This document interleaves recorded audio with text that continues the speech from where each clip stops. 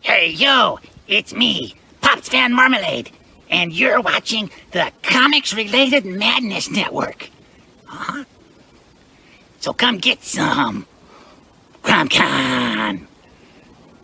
CromCon. Hey, we want to shout out to our sponsors, Daytona Beach Comic Con. If you are a fan of comic books, if you're a fan of comic book conventions, and if you like meeting comic book creators and getting comics and comic-related stuff, then you need to make your plans to attend Daytona Beach Comic Con. This year's show is September 7th and 8th. Silverline will be there, so you should make your plans to be there too. We'll see you there. If you like comics and find yourself in the Orlando, Florida area, doesn't everyone come to Orlando at some point in time to see the House of Mouse? But when you're here, you need to make it a point to visit Coliseum of Comics, especially the one on East Colonial Drive. They carry Silverline Comics, even a limited edition Coliseum of Comics version of our comics. So, when you go, be sure to ask for Silverline Comics and tell them we sent you. OCD stands for Orlando Collector Deviants. OCD, Steve and Trish. They're a family of geeks who promote geek things, particularly those around the Orlando, Florida area. They're big supporters of Silverline, and we think you should be supporters of theirs too. Go give them some love. If you are an independent comic book maker and you need to get your independent comics made, you need to look no further than Kablam Digital Printing. They print our books, and they do a bang-up job. They're not only trusted by Silverline, but many, many independent comic book makers. Head on over to kablam.com and see for yourself just how easy it is to have your comic printed by them. And tell them Silverline sent you. Hi, this is Tim TK, host of That Silverline Show on Tuesday. Join us at 11 p.m. Eastern, 8 p.m. Pacific every Tuesday night as we discuss pop culture and the joys of making comics. Hi, I'm Barb Kelber, co-host of Silverline's Wednesday Wham. Join us each Wednesday night as we discuss comics, literature, movies, and anything else that may catch our attention. I'm Roland Mann, and I host Silverline's Silver Sunday. Join me every Sunday at 8 p.m. Eastern as we make mine Silverline.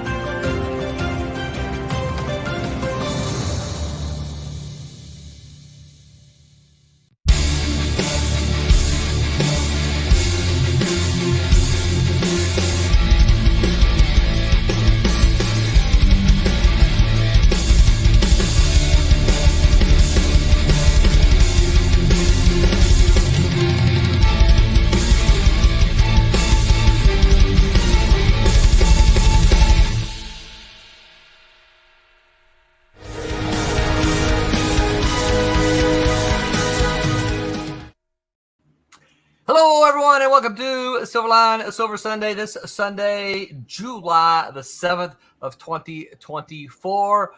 I am your host. I am Roland Man. I'm excited for tonight's stream because we get to talk to another former Malibu employee in Scott Reed. Before we get there, though, I am joined by, of course, happy 7th of July, Mr. Tom Mason. Hi, everybody. Happy long holiday weekend. Who, of course, was also in the offices with Mr. Scott Reed. Yeah, but I barely remember him. Because he was so quiet. He was quiet back then. He was the quiet one. He was. He actually was. And, of course, we're joined, per usual, Mr. Thomas Flormonti, the absolute. You okay, Tom? Do we need to call somebody? No, I'm good. Hello. Who keeps disappearing into his virtual background there. Yeah, my green screen fell, and so it all went nutty. I'll fix it. Just keep on going. Nothing to see here. Move along. And, of course, our special guest. We don't need to see your butt, Tommy. Our special guest for tonight is Mr. Scott Reed. What is up, Scott? Hey, guys. There we go. Are you afraid yet, Scott? Remember I told you we'd have a lot of fun. No, I'm excited to do this. I think Excellent. This is really cool. That's a cool drawing board you have back there. What is on the drawing board? Oh, that drawing board is that's one of these 2,000-pound, stainless steel made in the 1950s Mad Men era drafting boards, right? And I've always wanted one. In it and everything that would move and stuff. Yeah, it's got the big T-square, all this obsolete stuff that we don't really need anymore. But I've wanted one for years, and I finally I found one. Actually, my wife found it on, maybe it was Facebook or somewhere, and it was just, had to get it. But it's like a tank. It's completely indestructible. And I've gone through so many over the years that, that they break down. Tommy probably knows, that challenge of finding a really sturdy drafting board. He just uses an iPad now. I know. Now I do. No, but yeah, at some point I had 2 or 3 of them, and then when we moved into this house, she was like, "You're not bringing another. You can just put a little lap board on your lap, and that's what you get to use from now on." Yeah. My desk is that way. I've had this desk for. Yeah, that desk is pretty heavy. It is. I call it my earthquake desk because, and Tom, of course, will remember this because everything in the desk survived unscathed. Oh yeah. And of course, the rest of my apartment was in pretty bad shape, but everything in the desk completely untouched. The desk was like, did something happen here? There's a lot. I remember that the Northridge earthquake. Yep. I assume that's what you're talking about. Yes, it is. And yes, I remember I don't know if it was the next day or whenever we went back to the offices. Maybe it was the next day. I don't recall, but I remember going the first day. Tom made y'all go back the next day. Y'all had to go back to work. Yeah. Earthquake. Get back to work. Yeah. I remember going back in after, and I think this was in the old office. Yeah. I think this happened before the move. Westlake Village, yeah. And I walked in, and there were all these filing cabinets and these metal shelves, and the colorists were working, and I walked in, and I just was like, I took some of them, and I shook them. And man, I got the nastiest looks from them. That's not funny. I thought it was hilarious, and they did not think it was funny at all. Comedy is rarely appreciated in its own time. Yeah. Well, see, what you don't know is Tom was in there doing that for like an hour before you, so they were already, got right. I kept screaming fire. Yeah. Yeah, that's very much a Tom thing to do. There's a lot to be said though for that sort of industrial 40s and 50s office equipment. Oh man, yeah. Is that because earthquakes destroy your IKEA furniture? Yes, they do. They snap it like a toothpick. Right. It might as well be made out of bread. But bread. There was a point when Malibu was moving its offices, and I used to use an old-fashioned wooden cheapo drawing board for paste up and stuff back in the in the grandfather days. Yeah. We found this huge industrial drafting board on like a huge metal desk, they'd been bolted together. We didn't want to pay $500 for it, but it cost. It would take 4 men to carry it. Good grief! Yeah. Wow. It's funny. So I'm talking about thinking about your drafting boards. I remember at the Westlake offices, and this is not a Scott thing, but at the Westlake offices, you actually had a drawing table next to your desk, but when we moved to the new offices, I don't recall a drafting table being there. Did you have one? No, I threw it away. Okay, all right. He's like, I'm not going to use it. So what if? Well, because the thing is, I had moved. Hey, let's talk about me instead of Scott Reed. Hi, Scott. We'll get to you in a second, I guess. I'm just gonna mute myself. Yeah. Maybe start drawing something. I had switched jobs, and I'd gone to. I was now like, instead of being any sort of editorial production person, I was now a marketing guy. Right.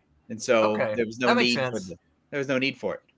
Yeah, because you had there were a lot of hats worn by you. Oh yeah, in the earlier days. Yeah, I'm the guy who filled all the holes. I was the plug-in guy. So Scott, you hired folks like Scott and them to do all of that stuff. So you needed. That's right. I was always Tom, trying to get. Think about it. Tom hired all of us at one point in time. That's true. That's right. And Tom also, I don't know if he hired Roberta or not. No, I think Danko hired Roberta. I don't know who hired me. I honestly don't recall. I know who hired you. Chris You Old just did. showed up. Chris Is that what happened? Yeah, Chris Chris hired you. yeah. Yeah, Chris Because if you were an art person, you. So you did not. Right. Yeah. Hi, can you hear me? We can hear you, Roberta, but we All cannot right. see you. What's see up your with little my throwing star camera? thing. Yeah, what's up with No. that? What's up with that? I don't think you technically reported to Chris Holm. I don't think he was your. No. He actually reported to me very, very early because in the that didn't last very long. But For obvious reasons. For obvious reasons. I'm trying to get the logo off. Hello. My There head. you are. Hi, I want to Roberta. put Hi. Hi, Scott. Roberta. So, what are your questions? I heard. No, we were just trying to figure out. Before you joined, we said that Tom hired all of us here, but then when you started joining, I'm like, he probably didn't hire you. No. No, And I didn't hire Dan did. Scott. Dan Danko hired you. Yeah.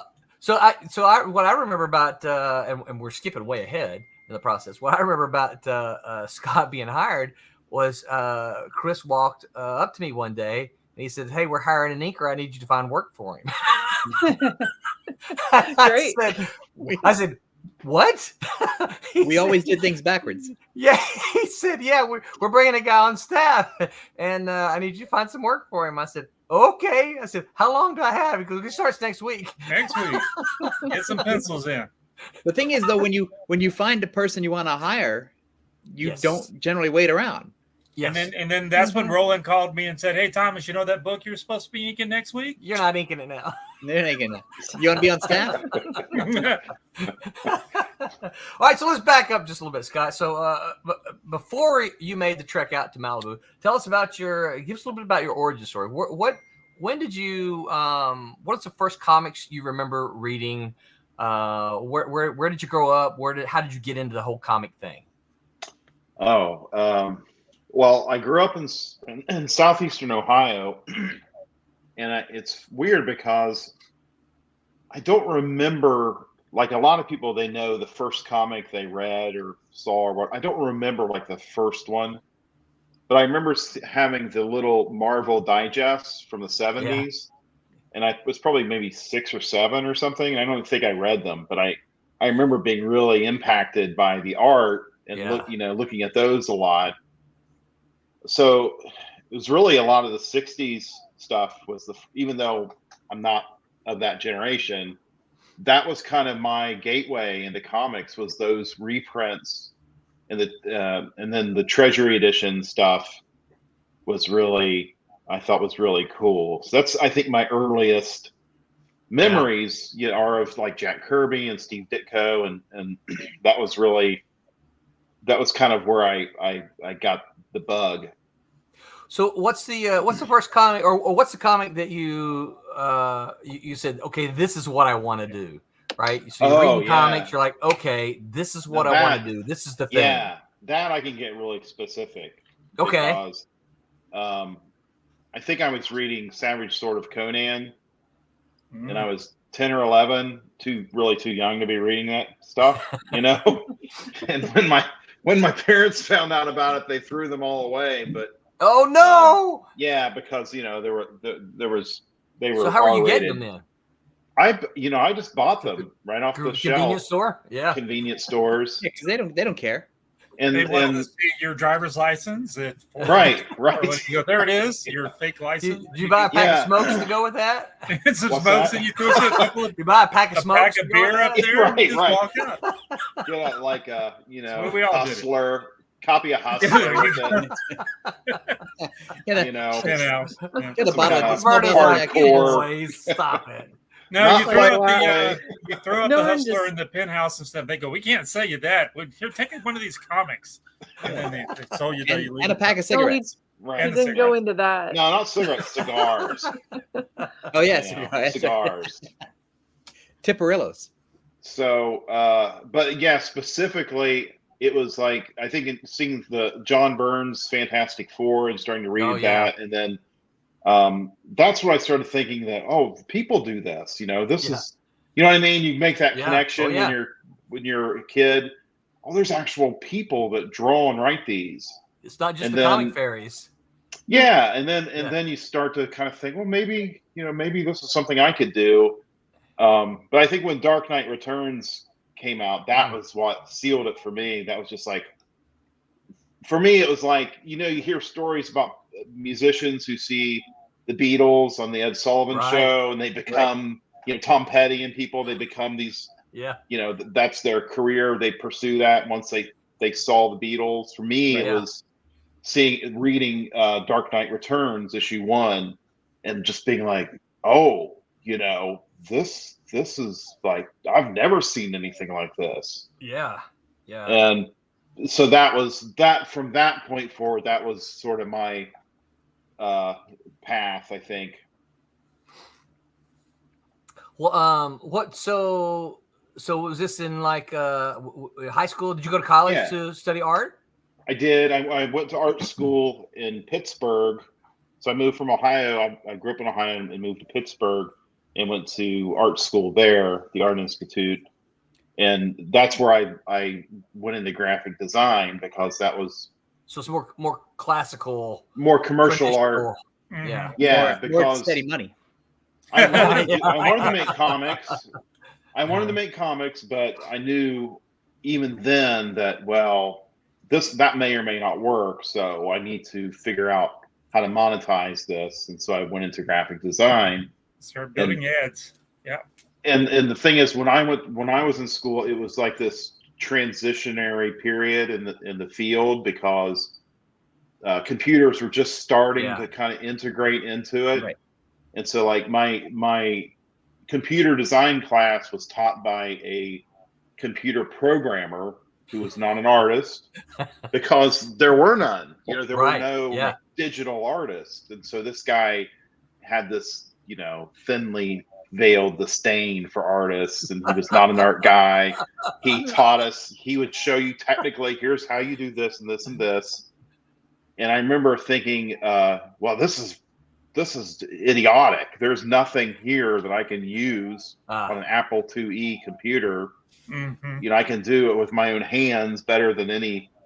So I wasn't into that, but that was why I went to school, was to become a graphic designer. So what's interesting is that Patrick Olaf and Tim Hamilton also went to the Art Institute of Pittsburgh. Really? Oh, really? Yeah. They came out of there. Retro, I see your question, Retro. We're going to hang on to that one for just a little bit. Let's take some time and get there. Go ahead, Scott. No, just so it was a weird period, because I learned the traditional tools, paste up and Letraset and Rubylith, and creating ads by hand, and like I learned all these obsolete things that became obsolete in 2 or 3 years. Yeah.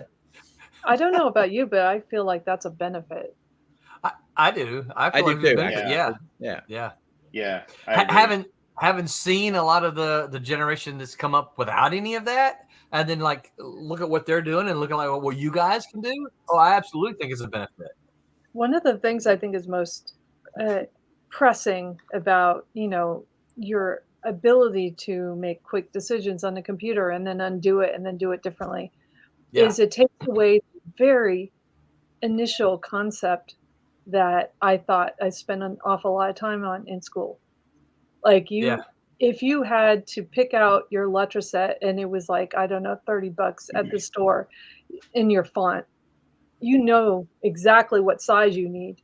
Where you're putting it, and you can't really unplace it once you burnish it down. Right. So, I mean, you're really committing. And so the thought process in the planning stage is so much more valuable. That's an excellent point. And it's totally true, that you have to really make take time to make these important decisions as an artist right at the beginning. Whereas now you can blow through, 5 or 6 mock-ups digitally, or you don't do any mock-ups. A lot of designers, they'll just design you just go right into it. Right. Also, it's crappy too, because the client sometimes goes, "Well, you can just do it on a computer. You can just do another thing. Exactly. Give me another look. Give me 10 different.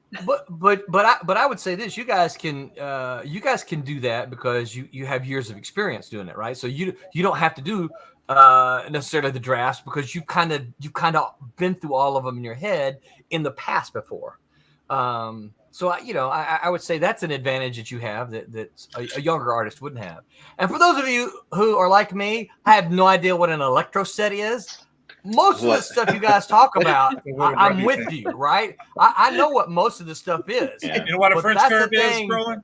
I know what a French curve is. Okay, I'm just checking. I did paste ups and stuff way back when, but I have no idea what an electro set is. So what the heck is that? The Electra set. Electra set. So like Electra? No, the font houses would put out. Yeah. The font houses would put out a sheet of transfer type in about 5 or 6 different points in every letter and number. And you would have to individually line up and rub them off. Oh, yeah. Okay, I got you now. I didn't know so you'd end up with those sheets that would have missing letters, and you would go, yes, dang, I don't have another L. Right. I guess it's going to be an upside down one, I guess. That's right. Because if you're doing it late at night, the store's closed. Where are you going to get another L? That's right. So, all right. So from school, where did you go? Where did you go from there? How did you go from school into It's comics? like the Zipatone stuff, Roland. Except for it's rub-on rather than I just gave Tommy 60 sheets of Zipatone. Yeah, a bunch. I moved, right? So I found a whole bunch of them, a big stack of them, and I said, wow. Hey Tommy, you want this Zipatone? There's a big sub-market for that. There is, yeah. I could have I could have gone on eBay and sold it all. No, I did, and I bought an e-bike. Yeah, I gave it to you and you sold it. You flipper, you. He's an entrepreneur. So Scott, first comic. What was your first comic? How did you get into working in comics? Well, it was during art school. And I don't remember exactly how I got in touch with this publisher. I was sending samples out in art school because I wanted to make comics. I wanted to work in comics. So I was sort of hedging my bets, right? I was developing my graphic design portfolio, but I was also trying to break in. And there was a publisher called Silverwolf who, I remember them. they were, I guess, fairly well known for a black and white, 80s independent publisher for a while. And I don't remember how I got in touch with them, but anyway, they hired me to ink a book, and that book was penciled by Shane White, because Shane White, who is also a comic book artist, he and I were college roommates, and so we were both kind of trying to get into comics. Right. Maybe he got it. Maybe he landed the thing with them. I don't know. Yeah. But anyway, he was penciling it, I was inking it, and so my first published comic work was a book called Eradicators. Oh yeah. And Silverwolf had changed their name to Greater Mercury Comics. Oh around yeah. that time. And so that was my first published work, and that was during art school. I think it was right before I graduated. I think Ron Lim also worked on the Eradicators. Ron Lim was there, and Brandon McKinney, I think, also worked with them. And Tim Vigil, because Grips. Tim Vigil, of course, yeah. So that was for me. I made like $300 or something, but it was a big deal to see your work published in a comic. I was like 20 years old or something, and so that was my first published comic, was with Greater Mercury Comics. So I just pulled it up here on. And how many copies do you have in your garage? I have 2 copies of it. I was going to say but he didn't publish it himself, so right. No. Yeah. I see it here. Still have 2 copies. I see. It's terrible. It's terrible. On my comic. Do you think that getting into print at the age of 20 and having a thing made was beneficial, right? I mean, even if you dismiss it now as terrible, you're still in print, and somebody still gave you money. Yeah. That was I got the bug, and thought, okay, I can do this. It is a bug, isn't it? Yeah, kind of like a virus. Yeah, but often unpleasant. I always think that the idea of wanting to be in comics is really sort of abstract until you see something in print. Yeah. And it's the print for me anyway, and for some people I've talked to, seeing it in print is the thing that really triggers it. Either that makes you go forward, or that's like, oh, I'm out, I'm done. Right. You've satisfied, you've scratched that itch, and then you go on to become a whatever. There's nothing like holding it, right? Oh yeah. You're like, right. I made this. I made this. Yeah. The new comic smell. Yeah. Well, there was a short amount of time. There was this short amount of time at Malibu where they put all of our names in the comic.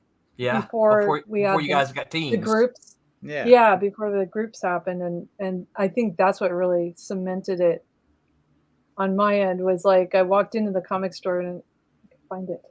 Yeah. Yeah. In a way, I was sort of sad that we went to the team name, because I always thought that people like to see their name in print. Yeah. And there were too many of us, though. And putting that, there's like, however many of you worked on an individual book, it could be like 5, 6, 7. Yeah, I was going to say 5 or 6 on a team, I think. Yeah. So it would, somewhere I still have my Diamond and Capital catalogs with the first couple of things that I did where my name was in there. I'm like, that's me. That's wow. Now that's hard. That's hardcore. I don't even have that. No, I don't have that either. That's pretty cool. Got a couple hellos here. John Martin. John Martin says, "Hey guys, what is up, John? Long What's time up, John? Yeah. Hey. What's up, Viking? The Viking, that's right. Geek Man of the Masters of Thunder Nerd says, "Hey everyone, what is up, Geek Man? We're not worthy. Thank you for stopping by." So, all right. So, Scott, where did you go from there? From the Eradicators, what happened? Nothing. Oh, that's a sad story. That was it. Well, that's our show for the night, everyone. Thanks for coming, Scott. We appreciate you coming on. Next week, our guest will be. Yeah. No, it was a big nothing. It was I did 2 issues, and I was writing for them. So because I wanted to be a writer. I wanted from the beginning. Had no clue that. Yeah, from the very beginning, my goal in comics was, well, I thought it would be easiest to break in as an inker. Yeah. And then once I break in as an inker, then I'll start penciling. Then I can break in as a writer. Right. Because my goal was ultimately to do it all. I wanted to be I wanted to just have full control over it. And so I was writing at Greater Mercury. I wrote 1 issue, and then I was writing a script for another one, and that's when they folded. That's when they went out of business. So I went back to graphic design and was working just grunt jobs. I was just trying to fill up my resume, because I was fresh out of art school. I had nothing really of substance on my resume. So I was doing every little thing that looked remotely art related just to have it on my resume. Yeah, you had my problem at the beginning. We were so young when we got in, early 20s, doing some good work like we both were doing when we were, because we're about the same age. Yeah. But then everybody was, when you'd go to shows, they'd go, "How old are you?" And go, 23, and you're doing your what? And then they would just ignore you for a while. Yeah. Yeah. They were like, at some point we were too old to do comics, and at one point we were too young to do comics. Right. Yeah. And I did the conventions showing my work to portfolios. Like in 1990, I was working on my inking portfolio and just constantly sending to Marvel and DC. I had developed a little bit of a rapport with Dick Giordano there, who was giving me pointers and writing back. And then I met him at, I think it was Charlotte Con one year, and he offered me a job as his assistant. Wow. To come to New York and work in his office as an assistant. And I was like, well, yeah, that sounds great. And he says, come back, we'll talk, we'll talk more. And so that evening he was at the bar, sitting at the bar alone. I thought, Dick Giordano, I'm going to go up. He's already basically given me a job. And I walked up and sat next to him and said, hey, I'm all of like 20 or 21 or something. How's it going? And thanks for, looking at my work and stuff. He just sat there with his drink and just kind of, did not talk to me. And I was like, what the hell? what you know, What did I do? you know what you know what I mean? Yeah. Like what's going, you know? So I just kind of like slowly backed away, like How many Homer of these did Simpson, you like drink? Homer Simpson going into the shrubbery, you know. Yeah, Mhm.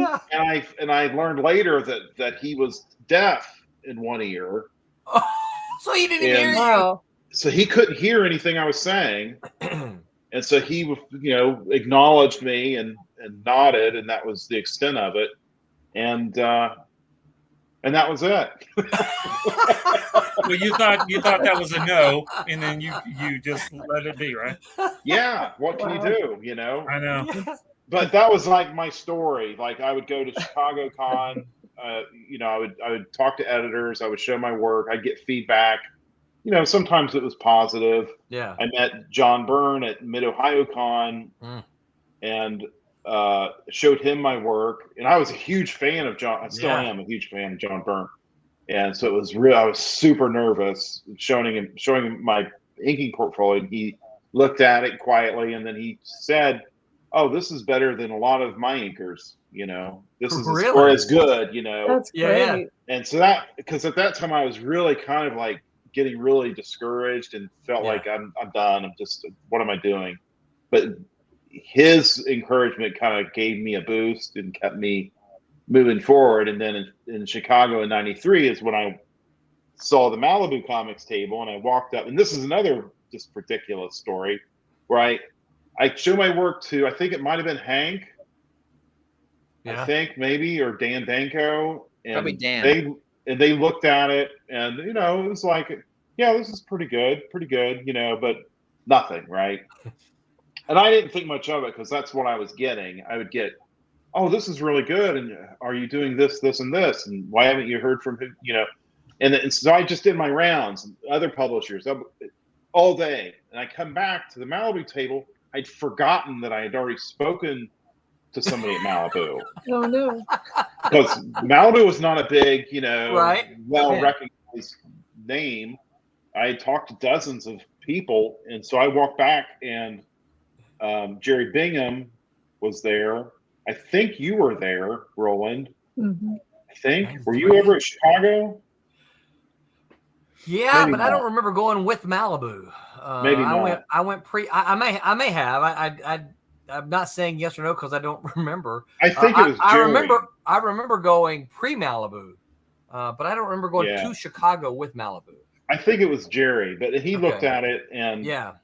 he basically hired me. That's what I recall. Or maybe it was Chris Okay. Alm. It might have been Chris Alm. But I think Jerry would have told Chris to hire you. That's probably it. Yes. Because And Jerry they Jerry were didn't make it like, official. Yeah. they were like, can you move to California? And I'm like, yeah, Mhm. you know, I can. And so that's how I was hired. And so I was just walking on air the rest of the convention with the thought that, well, is this real? Is this going to be another Dick Giordano thing?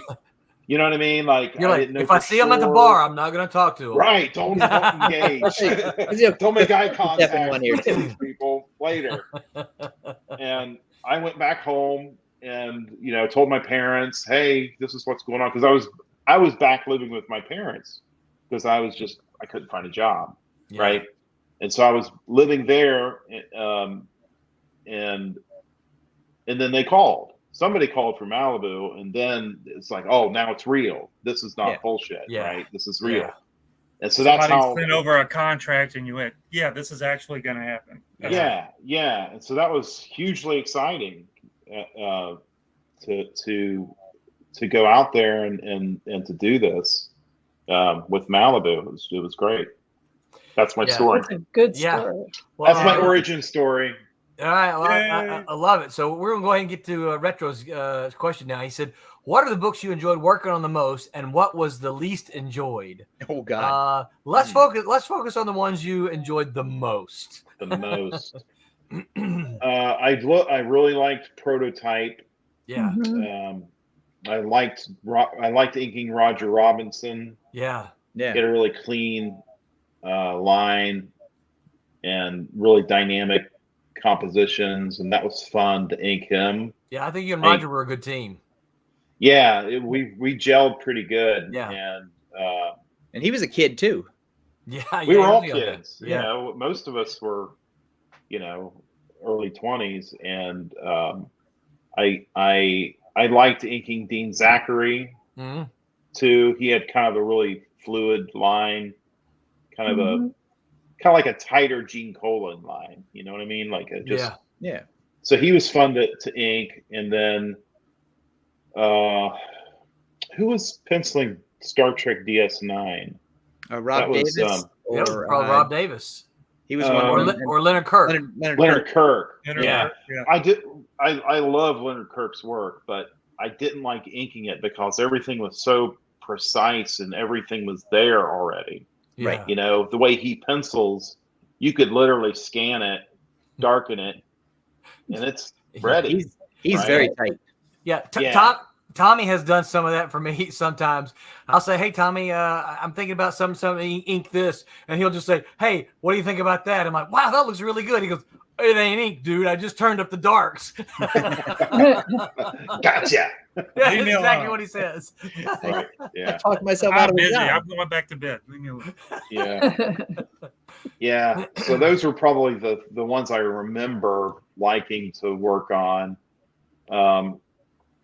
I mean, what stuff I didn't like? I mean, honestly, there wasn't much. You know, I everything that landed on my desk, I was usually pretty eager to dig in and do it. You know, and I always felt like I was up for a challenge to, can I do this style? You know, can I work in this style? And I think maybe the only bad experience was one of the Mortal Kombat books that I inked. The penciler, Patrick Rollo.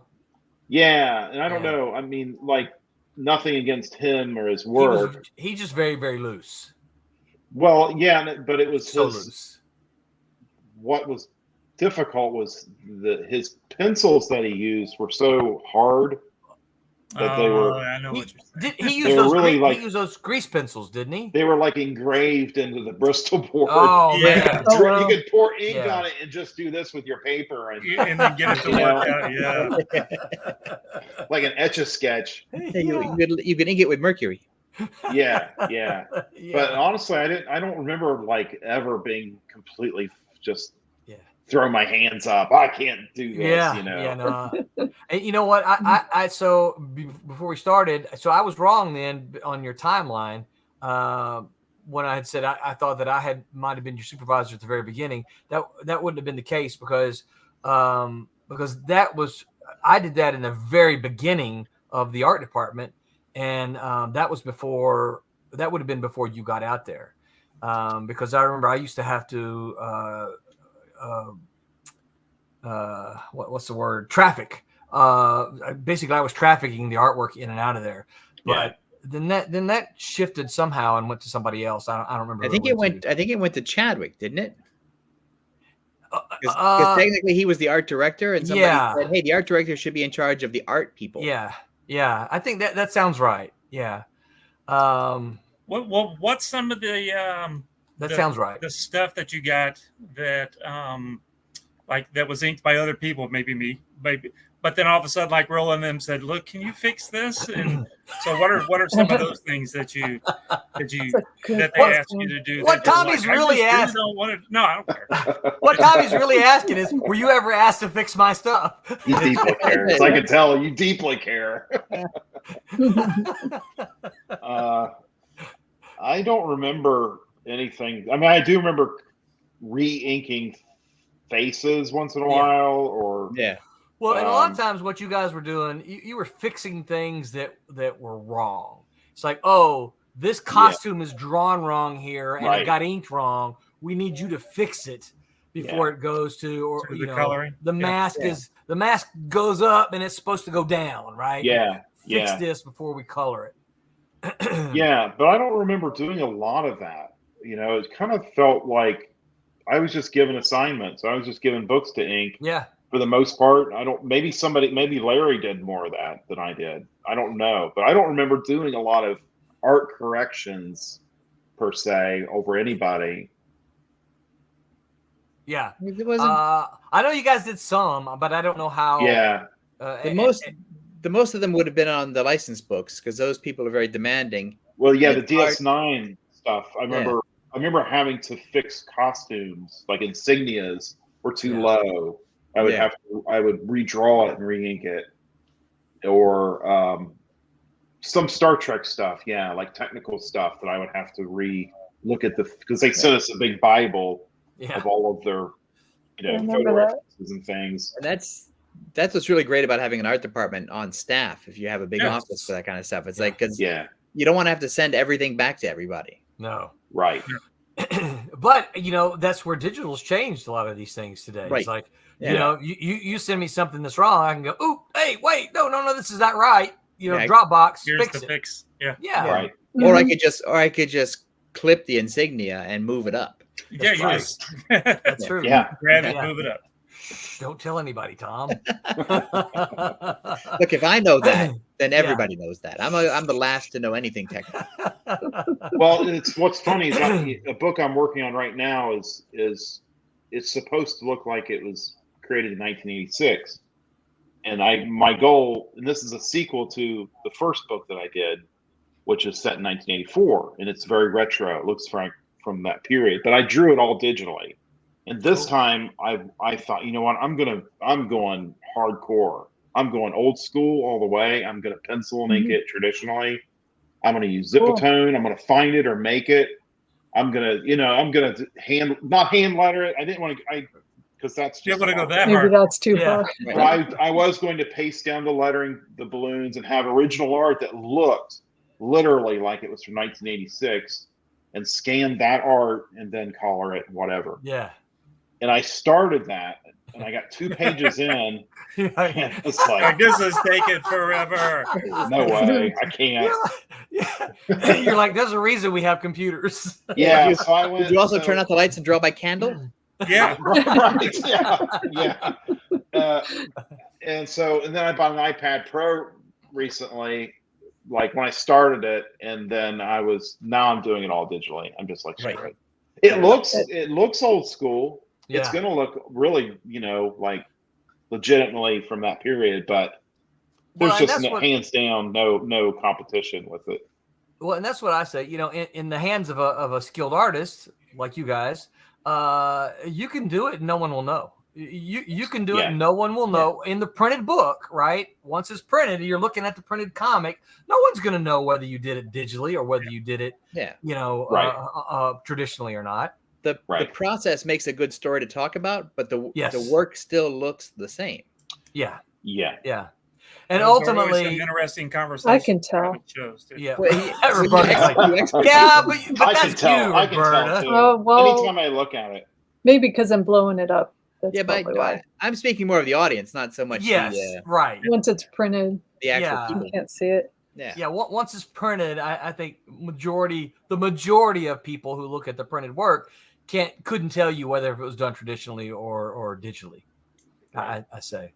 Retro says when one of those folks I'm just being they're ornery. giving you that was this done traditional or digital, and then I can show them 2 pages. It's a long weekend. Pick which one's digital, pick which one's traditional, and they can't tell. And you go, good, you don't need to know. That's right. Yeah.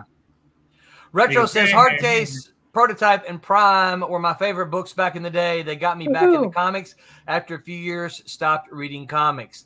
That's great to hear, Retro. So stoked to hear that. And hopefully you're back reading or you're still reading. And if not, you need to give Silverline a chance right there. We're doing that. We've got the same kind of spirit and energy that Malibu had back in the day. Oh yeah, stop talking about yourself. I'm interested in Scott's book. When is? Yep. Well, hold on. Hold on, we're getting there. David A. Gutierrez, what's up, David? Thank you for hanging out with us tonight. So something I've always been curious about: how does an inker develop their own style while remaining true to the penciler's work? That's a great question. For me, I don't really ink other pencilers anymore. I haven't done that in a long time. But when I was inking other pencilers, I try to just stay true to the intent, to their intentions. Where things get tricky is sometimes pencilers don't determine light sources, Right. or things are flat, and then I have to make a decision. All right, well, I gotta do something with this, and that's where your own style kind of comes into play a little bit. And a lot of the times it depends on the penciler. Some pencilers are really loose, and then I can really inject my style into it more. So it really depends on the penciler, I think, that's my answer to that. So you left Malibu before it all fell apart. I did, yeah. What did you do? What was the story there? Where did you go from being an employee at Malibu to what was next? So I was there when Marvel came in and bought the company. I was there, and I was pretty excited about it. Apart. That was the what happened is part, when right? I left, everybody was like, "Shh, what are we gonna do?" Scott's gone. We gotta remember that guy in the art department that doesn't say a whole lot and inks all the time. He left. We didn't realize the writing on the wall. Let's get out of here. Run for the hills. Yeah, I got an offer to ink a book at Dark Horse Comics, and I just felt like, well, this is an opportunity. I may not get it again. If I'm going to leave Malibu, this would possibly be an upwards trajectory for me career-wise. Yeah. And so that was why I left. I don't know if it was also because I saw the writing on the wall. I'm not sure I did entirely. Yeah. Do you remember having a conversation with me before you left? The one Roland's like, everything's gonna be fine. No. Yeah, I do remember you. I remember talking to you right after it happened, and you were super stoked. Like I was excited too. Yeah, you were like really. No. My question is, do you remember having a conversation with me about the Dark Horse thing?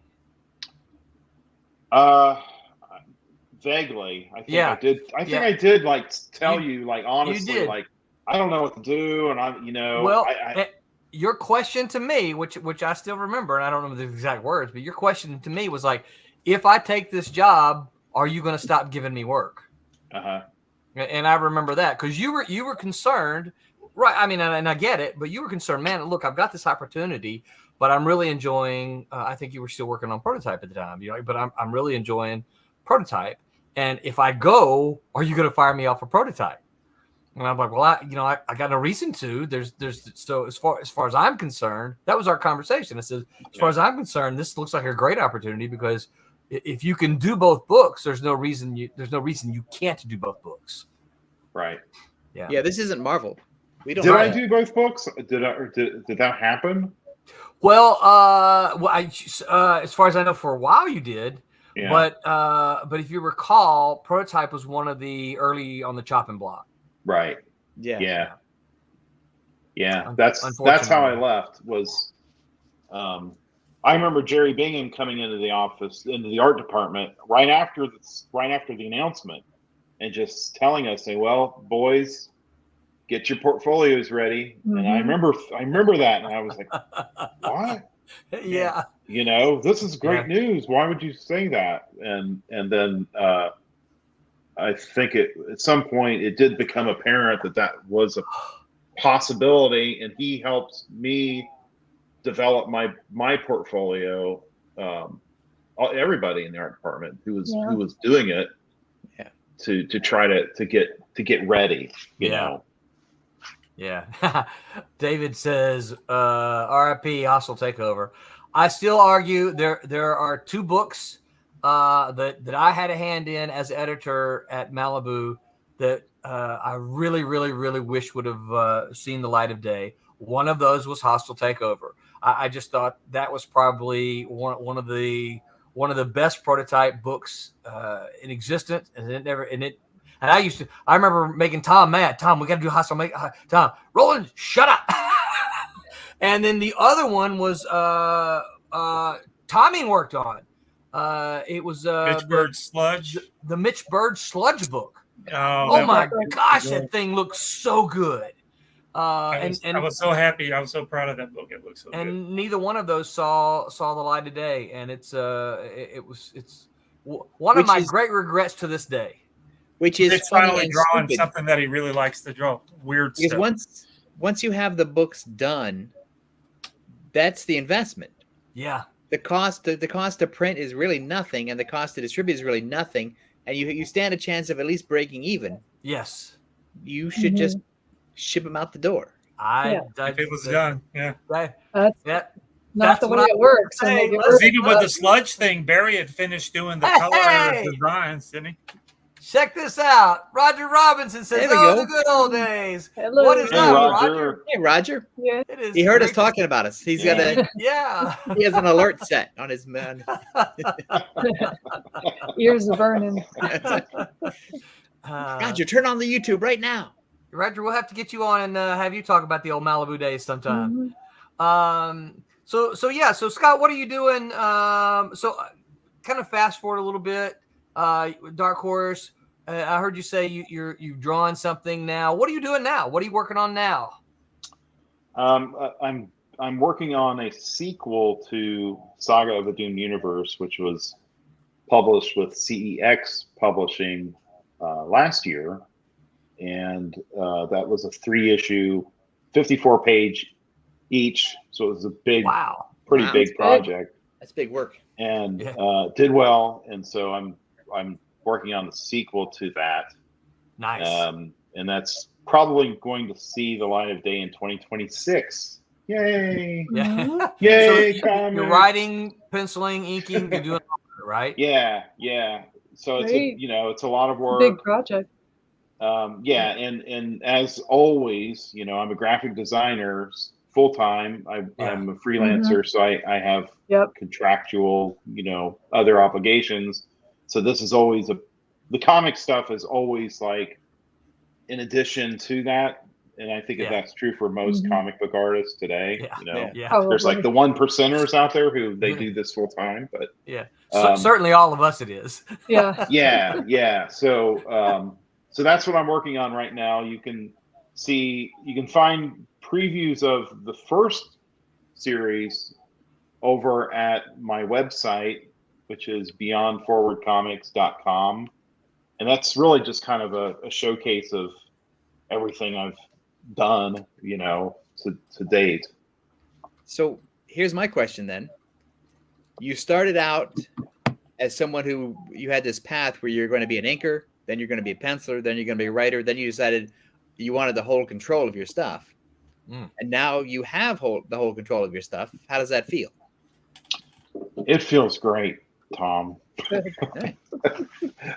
It does. It's well, it feels good, but it's also like, well, I can't blame anybody but myself. Right. There's no escape. If things go wrong or if I screw up, that's all on you. It's all on me. Yeah, but that's true of almost every sort of entrepreneurial small business person. Yeah. So this is so I just moved a lot of my stuff over to Patreon. I used to just post my art, and then I decided, you know what, I really want to centralize all of my work, and so a lot of my stuff is on Patreon now, and I will post little snippets of things I'm working on, but that's my intent. Yeah, you look sharp like there, man. You cleaned up nice. You look like you're about to John Wick somebody. That was a crazy thing that happened. That was just completely out of the blue. When I was at Marvel, when I was writing there, I had the intent of, I am not giving Marvel anything good. Right? I'm not going to create any new characters for them. Right. Which encapsulates, I think, and maybe Tom and I can talk about this sometime, the problems that Marvel and DC both have today. Yeah. Yes. So I when I was writing there, that was seriously, I'm not giving them any good ideas. It's definitely no good characters, but this one character I sort of had to create as a story device that I had no intention of the character didn't really have much depth, really, but she had to exist to move the story forward. And so the people at Marvel Studios, when they were developing the next Ant-Man movie, they were, of course, pillaging all of the old comics and the Micronauts comics that I was writing. Microverse. They couldn't call it Micronauts, but they found that character and decided to use her. So it's like the one character I create for Marvel that was a total throwaway character. They happened to just take that character. And use That's funny. So it was cool, you know. And it's like I went into that contract eyes wide open, knowing that I would not own anything that I wrote for them. So it was really cool that they invited me out and they paid for my trip out there and stuff. But it's completely by surprise. So you had to dress up. Well, you're there. If you're gonna get wined and dined, you got to at least. And they're gonna take your picture. Yeah, and so it was. It was cool. It was a really wild experience. Yeah. So Scott, David asked, where is your 1984 book available for purchase? I think he's meaning the Saga of a Doomed Universe, the one that takes place in '84. It was in comic shops. Okay. Nationally last year. Where can they get it now? Yeah. Now you can buy it from cexcomics.com. You can also get it digitally through Amazon. There we go. So there's a couple of options there. Can you get it through print through Amazon or no? Well, not sure. You can get it in print through CEX. Okay. Now. Okay. So do you miss your full time in comics? I used to. It sounds like you're pretty happy the way things have balanced out. Yeah, I used to, like right after I left Malibu and when I was freelancing, I really missed the full time, that kind of environment, working on staff and things. But in the last few years, and I love being a graphic designer. I'm a graphic designer and a web designer, and I'm really passionate about that aspect of what I do. Right. So it doesn't feel like it's work, even though it is. Right. And just like with comics, it doesn't feel like it's work, even though it is. Yeah. And so it's kind of good mentally for me to juggle those two. I think if I did comics all the time, I don't know, if I would be happy doing that. There's so much heartbreak in comics. Well, it is. Yeah, it is. You're right. Yeah. But I also, again, this is just for me because I like to make this show about myself as much as possible. Sure. Is that I find that when I'm doing something else that isn't comics, I want to get back to comics. Yeah. Yeah. But I also find new things. Yeah. Like I learned something new. Go, oh, I can't wait to write about that. Or I hear something, or there's something about having another job that makes comic books more fun. Yeah, makes sense. Yeah, I think there's truth to that for sure.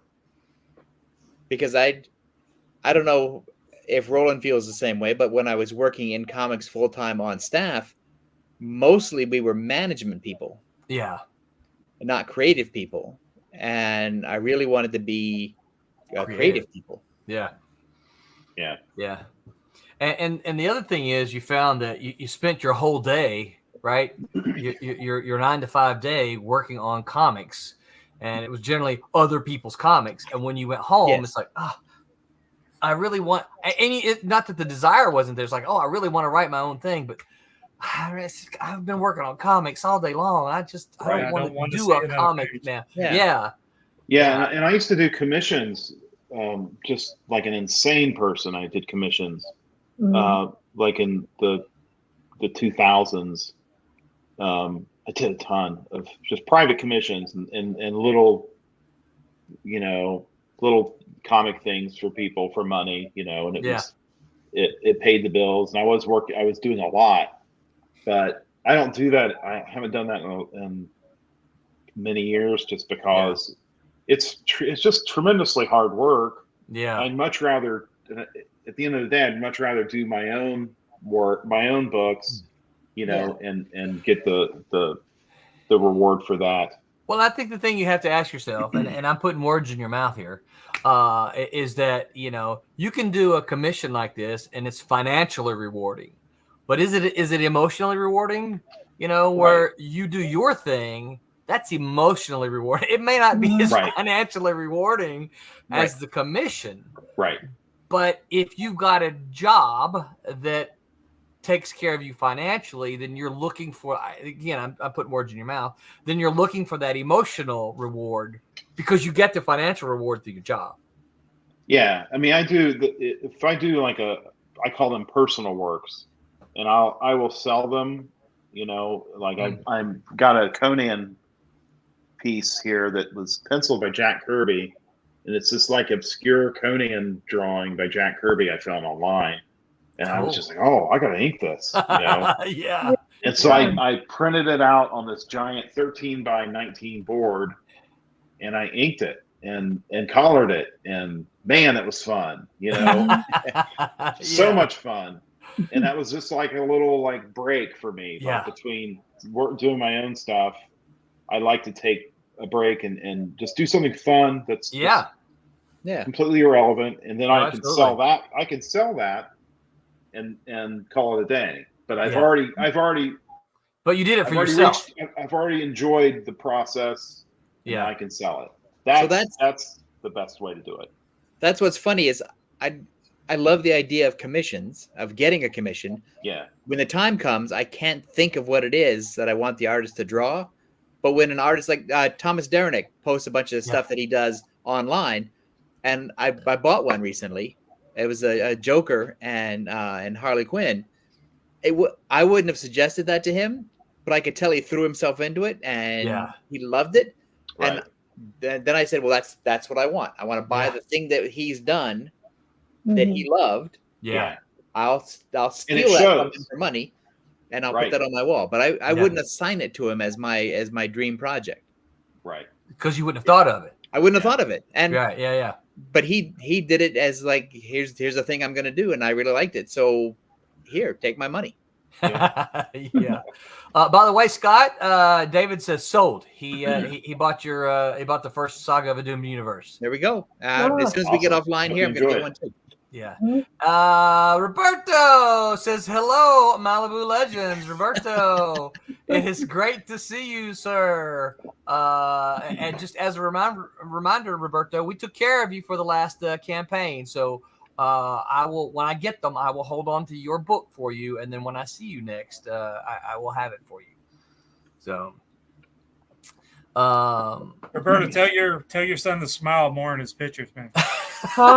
Dude, he's too cool. He's too cool. No, he's not cool. He frowns. That's not being cool. Every time he takes a picture, he's like this. He's young. Yeah, but you don't have to frown.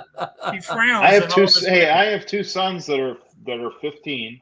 They do the same. Are they twins? I meant to ask you. I thought so. And I can't. Do they fight crime? I can't get them to smile when I take their pictures. Oh, they just have this like stone face. I call them stone face. Yeah. So I think it's just. Yeah, we're you're gonna have to start telling dad jokes. One of his books for him, and every time he takes a picture, he's like, "It's like, smile, dude! I'm gonna smack you in the head. I'm not taking another picture with you unless you smile." Roberto says he hates pictures. I make him. Well, then quit getting in them. It's his son. He's taking pictures of his son. Quit taking pictures of him. Yeah. So tell him I said that. He'll think it's funny. The funny thing is, Tommy and I both saw Scott here a few weeks ago. Yeah. Down at a show in where were we? Was it Tampa? It was in Tampa. It was in Tampa. Yeah. And Scott had his boys with him, and man, it was cool. I gotta say this, Scott. It was cool to see your boys all into the show, man. They were just Dad, and I didn't hear everything. I was because I was like. You have Giordano here. I was trying not to eavesdrop, but it sounded like you'd given them a budget, right? Yes. Like you. Here's how much money you have to spend, and one of them had found something that was over budget, right? Yeah. And he was like, "Dad, but it's so and so." And he's Yeah. like, yeah, but you got this. He goes, yeah, but Dad, Yeah. it's this much money. Yeah, but You it's a better great, borrow some and money from he your was brother. like, it's a great deal. And Scott was just like, yeah, but here's your budget, bet. dude. Those are hard I'm choices. I'm buy it for Mr. me, but I'm you're not Mr. Reality Check. Yeah, it was, but it was cool to see because they were all in. They were all in at the show, and Oh, that's awesome. yeah, it was very, very Hey, cool. usually you don't see kids into what their parents are into, so it's when you do see it, especially when it's comics. It's Well, they're not into comics so much because they've grown up around it. So it's everywhere, and so it's not as magical, I think, for them because it's everywhere. But they're into Star Wars, and they're into So they're into that into stuff. the nerdy geeky aspect. The pop culture stuff for sure. Yeah. Roberto said it was a pleasure meeting you, Scott, at that show.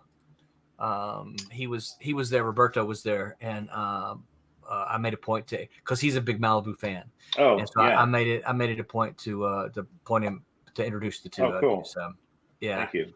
I think I don't know how he does it, but it's like every time Roberto sees me in a show, he has dug up something else finds the books, for me to sign. He's like, "Hey, here, would you sign this?" I'm like, "I thought I've ever signed everything you've had already." Oh, I just had that in the back of a box, and I'm like, does he have a copy of the old E&F issue of Cat and Mouse?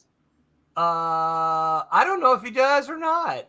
I don't recall the old color version. Oh.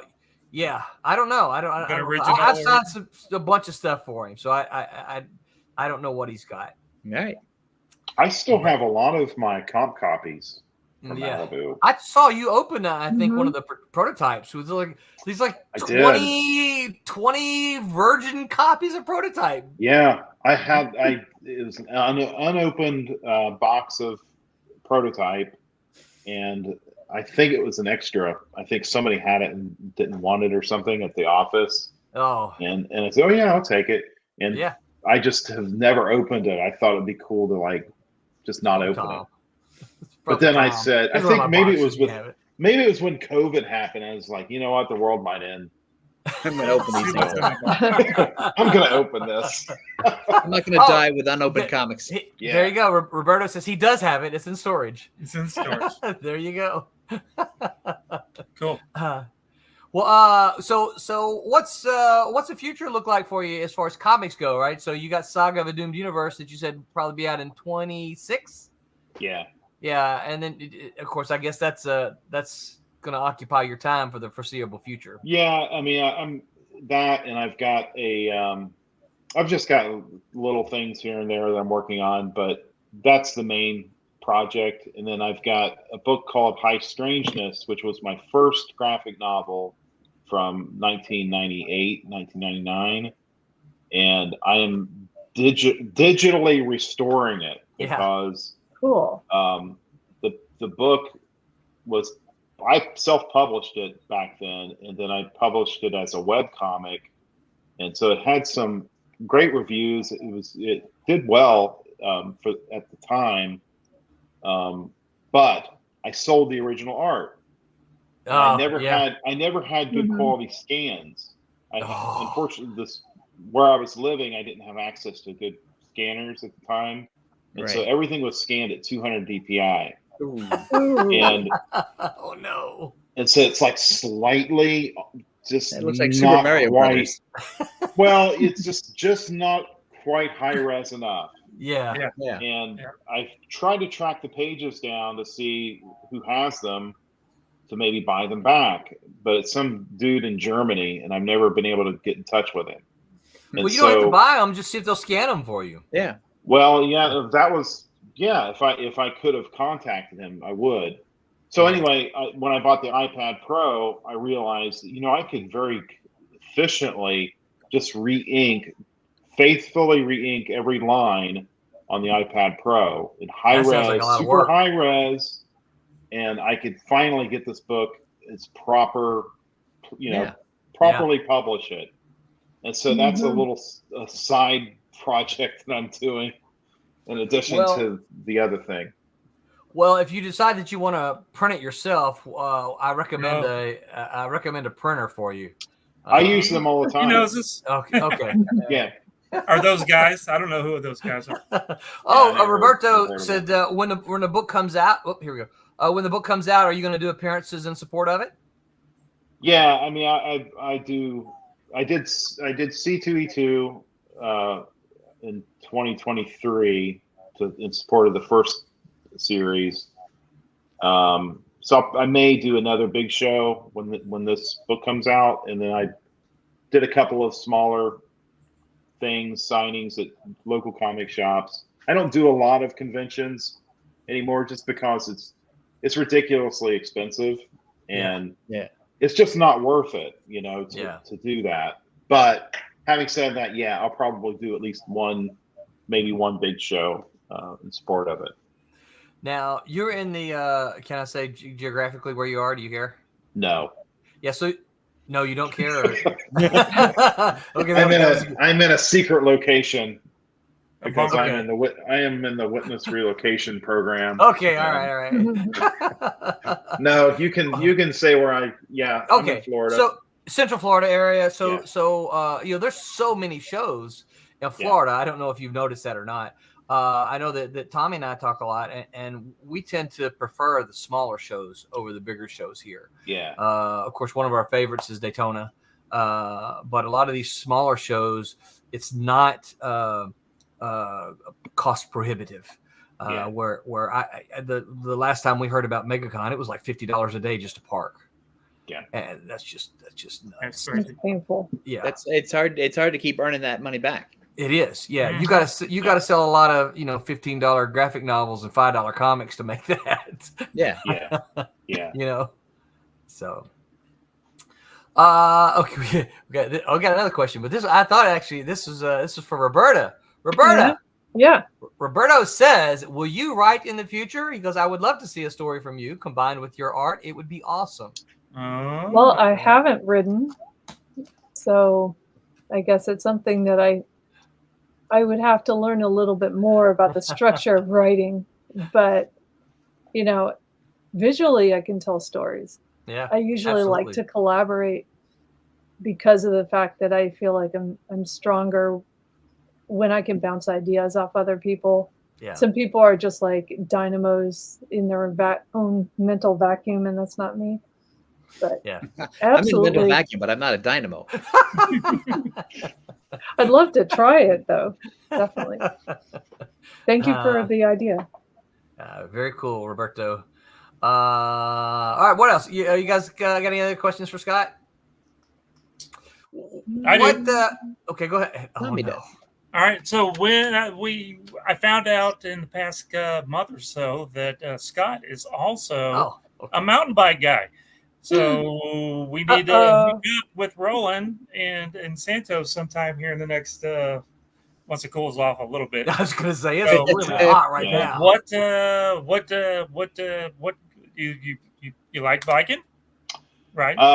I'm liking it as I'm getting better at it. I'm still in that stage where there's a lot of pain. Yeah. I feel you, man. No, you never get out of that. There's always just always a lot of pain. I got in. My wife is really into it, and so cool. And so I'm. She can go. We can all go. I'm into it by default, right? Yeah. And we just got back from North Carolina. We mountain biked in the mountains. Oh, and excellent. we just got back yesterday actually, and it just really kicked my ass. Ooh. But I did it, and so it was fun. Well, Santos we'll get together sometime and figure out a time that we can meet absolutely or whatever. Yeah, we should. Yeah, I'm in. I'm out. I won't do it. Yeah. So do you have any arts department anecdotes, stories, funny memories, embarrassing stories on someone else that you want to tell? I got to ask that question. I asked that one at the very end. So most of them are. That's what I thought you were going to ask. No, I haven't got to that one yet. Jeez. Yeah, I mean, there was. Trying to think. I'm drawing a blank on the artist. The guy that did American Flag. Howard Chaykin. Howard Chaykin. I don't know why I just had a brain seizure there. Yeah. Anyway, he was in the office. It's just, don't worry about that. That's just you got a case of the OLD. Yes, Mhm. right. So You he hit was too many trees while you were biking. yeah. That's not far from the truth. No, I know. I fell off my bike. That's not a lie. That's was in the I wasn't mountains. joking about that. I slid off my bike. I slid off and fell into the weeds and the brush, and 4 deer bolted out of the woods, just just fleeing in terror. Terror. So the Howard Chaykin. Howard Chaykin story. He was in the office, and he comes into the art department and looks around, and he goes, "Does anybody know where the restroom is?" This was in the new building, right? Yeah. And I turned and looked at him and said, "Oh, we usually just go in the corner over there." And he goes, "Nice." Got amused. And everybody in the art department's like, "Dude, I can't believe you said that to him." I can't believe you said that. Did you know who it Howard was? Chaykin. I don't think I did. I don't think I did. That's even better. He That's didn't just think it was funny. He didn't think it was funny. That stands out. I mean, there's lots of stuff. There was that art department we were all kind of a gang. It was the whole place was like a high school, and you had cliques. Everybody had their little clique. We had our little clique, and everybody got along for the most part. But I remember Larry and Jason almost coming to blows. Really? Oh, yeah. I don't know, Roland, if you remember or heard about what happened. I don't. You have to remind me. I've But slept a those time or two- two since then. HR department. We kind of was gave involved. Jason. We kind of were Oh, a little yeah. tough on You're Jason. a little hard on him. Yeah, And, He caught a lot of grief. He did, and but we were all kids basically, Yes. and anyway, him and Larry, they were like oil and water. They did not get along that well sometimes. But you could say a lot. You could say a lot to Jason, but he had a breaking point. Limit. You don't cross the line. And I don't even remember what it was about, but yeah, they both stood up like they're just going to start fighting. Whoa! And I remember getting up. And Pat got up next to me. Like we were going to have to we got to stop get it between them or something, or just sit back and Or sit back and watch, get in room to fight. So that was wow. No. yeah, that was kind of Y'all started throwing money down. I don't remember It's something funny. like that. I'm guessing Tom can probably what's the word I'm looking for here? My OLD is kicking in now. Corroborate? You think? Well, get out to corroborate, but you know what I'm about to say. So, being not part of that department, being an editor, we were kind of always sort of off. Yeah. I heard stories from everybody, right? Yeah. I would hear obviously from you. Jason would come over and talk to me, and Larry would come over and talk to me. So I would kind of hear all of those stories, and I would just like. But it would remind me to work. It would remind me so much of high school because what you would hear would always sound like, "Oh, that can't be true." It's like you have a cousin saw an alien over the weekend. It's like, no. Yeah. What are we paying you guys for? Get to work. Yeah, there was a disconnect too, I think, between some of the different departments. And I remember at one point there was some kind of trouble between the editorial and the art department in that I don't remember what it was about exactly, but I remember talking to each of the editors individually about it, going to each of them and just saying, "Hey, let's have a real conversation about what you think is being said about editorial and whatever." Yeah. And I remember Did going you do to every one of those one things where you told them each something different so you would see who would rat out who? So That kind of Yes. thing? Oh, actually, cool. I don't remember like what this. that This is I don't like remember Game what of that was Thrones about stuff. either, but if I recall, Scott, didn't that like lead to a meeting in the conference room? The editors and the editors in the art department were all in there to have a meeting to kind of hash it out. I seem to recall something like that. Maybe. Yeah, I don't remember. I sort of know what some of this is, but I have to say it off the air. Yeah, Oh, okay. And then all right. And then there was, Yeah. So you know it's bad if yeah. Tom won't say it on Yeah. the air. Because So and I remember there Tom was will a say, thing with anything. Rob Conti was, I don't know, people thought that he was trying to get the art department to go to Dark Horse Comics or something. And I remember there was a big hubbub about that, which wasn't true at all, Yeah. but there was something that some people thought that was in the works, like we were all going to leave it, en masse to Dark Horse. Wow. And it just wasn't true. There was just nothing about it that was true. Roberto says, "You can do it, Roberta. If my teenage son does, you can do it. I believe in you." That's cool. It has to fit in with my day job. Yeah. But And then yes, he says, thank you. Tommy, I love your background. Is that Zombo? Yep. Mm-hmm. And then another question. Oh, here we go. It's a new name. I don't recognize it. Timescales. Greetings from San Francisco. What is up, Timescales? Thank you for stopping by and saying hello. Retro all very funny. Roberto, Tom has a question for you. He says, how did you feel when Dinosaurs for Hire were on the cover of the comic price guide a few years ago?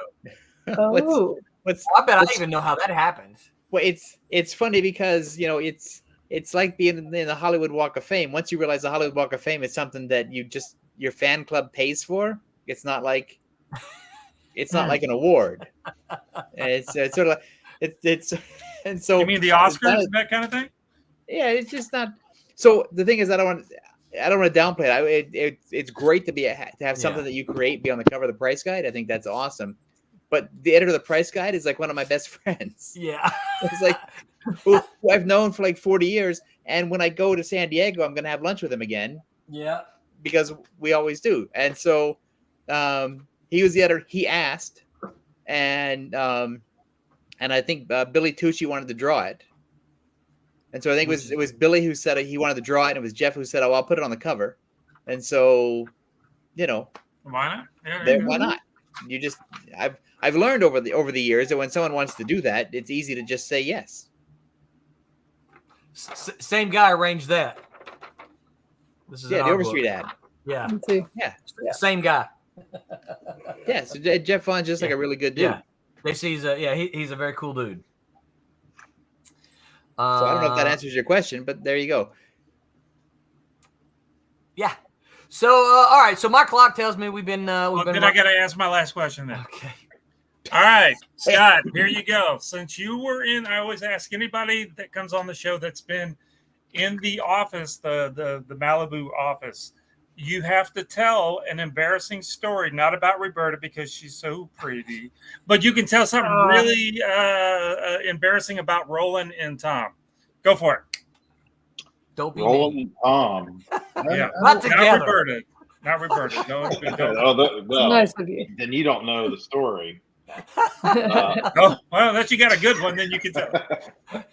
I don't.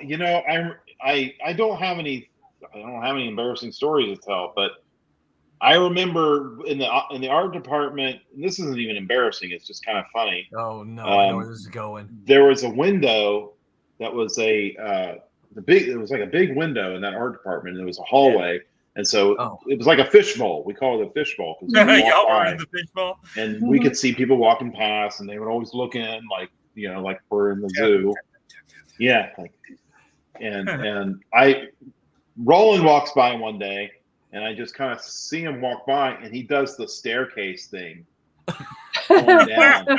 And I just thought that was the funniest thing. That is funny. I've never seen Roland do the staircase thing. Roland's kind of tall, so he didn't do it all the way down. He got like a little bit, and down just a kind bunch of of screeched off the thing. So that always struck me. I thought that was hilarious. It's really funny. I can tell you an embarrassing thing about me. Yeah, go. We want to hear my that. first day at Malibu. I think it was just I was going there to meet everybody. I wore a suit. Oh. Did you think that everybody was going to be? I had a full Yes. business suit on.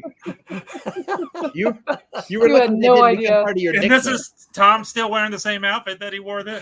Yeah, it's like I haven't. We look at Roland's wearing his official T-shirt or whatever. Is that what Roland was wearing? That's what Tom was wearing. We've talked about this before. Roland and I haven't changed. We found a look that we liked like 40 years ago. Yeah. We ain't Shorts and wearing going flip-flops. forward. Still wearing them. Yeah. Wasn't yeah, I was gonna say, wasn't like half the people in Bermuda shorts? Yes. Oh, it was very casual, and I remember, I don't Did remember they the laugh guy's at you? name that That's came to weird. pick me up. And he's like, "What are you wearing a suit for?" I'm like, Probably "Well, Gerald you know, Klein. I don't know, but Well, I don't know. I don't know My if he parents picked told you me to up. wear a suit. Right. That's what I was told. You can No, never no, be no. Midwest. never be This is too what well you do. No, that's right. Yeah.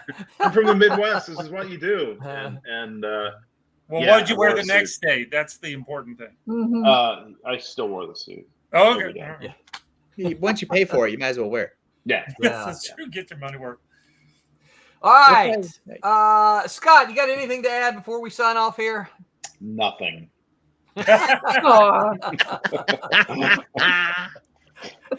Well, We already made him say too much. well, it has been a hoot hanging out with you, Scott. Thank you so much for giving us some of your time, letting us know some about your story and the Malibu stories. It's always welcome. fun to hear. And of course, because you're relatively local to me, I look forward to kind of seeing you, maybe ride bikes with you, seeing you some. This Tuesday, This Kickstarter will start going out, get printed this week, hopefully. Ooh. excellent. So that means if it's printed this week, it'll probably start going out the week after that. So That's But exciting. it's got to go out in the next day, or start printing in the next day or two, because I'm heading out of town. yes. All right, so on Tuesday, that Silverline show on Tuesday, they're going to have a Divinity launch party. We are Divinity number 4 is finished, or 99% finished, and we're launching on Tuesday. Barb is going to join the crew on Tuesday night, and they're going to talk all about Divinity, and then they're going to launch at the end of that show. So you guys be sure and tune in on Tuesday for that. On Wednesday, they're going to have a Malibu Connections. They're going to have special guest Derek Robertson, wow. longtime comic artist and co-creator of The Boys comic. He is the co-executive producer of the Amazon Prime TV series as well, as well as Transmetropolitan. So that's Wednesday at 8 p.m. Eastern time. So be sure to tune in Wednesday. Next week, we're going to be back. Now, I can't remember. Tommy, you won't be here, right? Or Iffy. Tom, you will still be here? Or For sure the week, I'll the do next Sunday after that, I won't, because I'll be on the road. That's But the maybe 21st. we'll see how the internet holds out at Renee's parents' house. Gotcha.